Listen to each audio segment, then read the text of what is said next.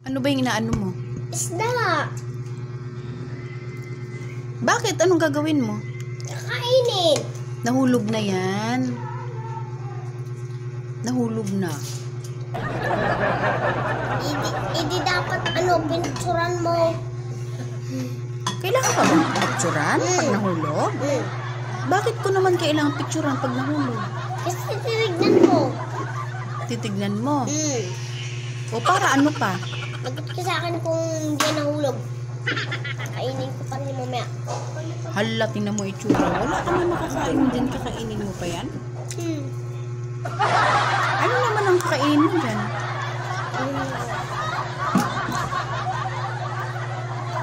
Kung kailan ko na naman kakainin, madumi. Kung kailan mo kinain, hindi pa madumi.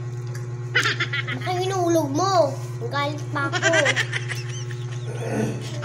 Para ano? Kainin ko.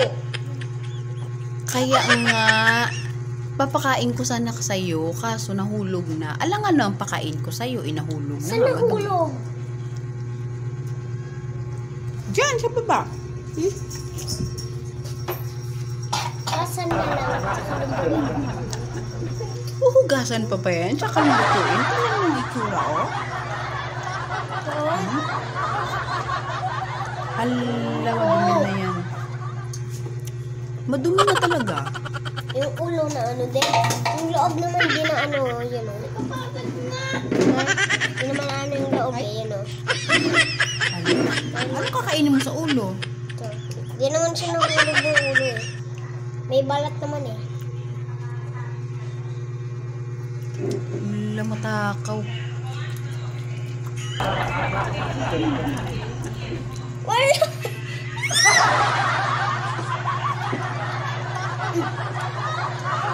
Yan! Kainin ko. Kainin ko to na. Sarap eh. Dikot lang naman yung nahulog eh. Hala, dinilaan na ng pusa. Yan! Hala ka! Walang pakialam kahit dinilaan ng pusa.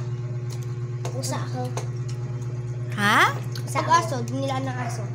Hala, kapatay tayo. Aso yung dyan. Hello. Ako pusa ko. Hindi hamster pala ako kasi hamster papa ko. Sab.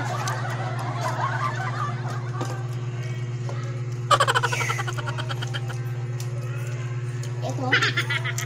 Dami.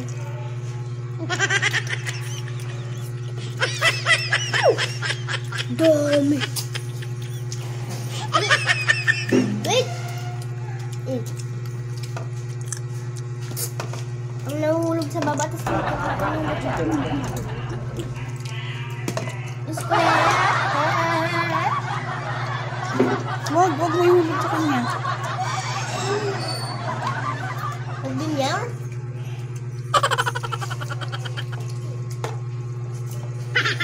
Kasi muna ako, ha? Dito sa Uy, ako na nangyay. Ubusan nyo naman ako, ha? Hindi ako ubusan isa.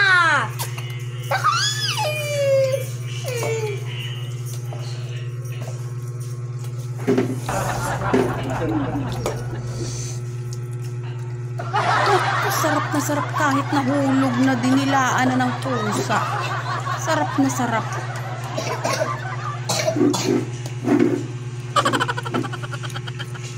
Naku, minasakir na ang isda. Kawawa naman, walang natira. Eat this one. About this kirin.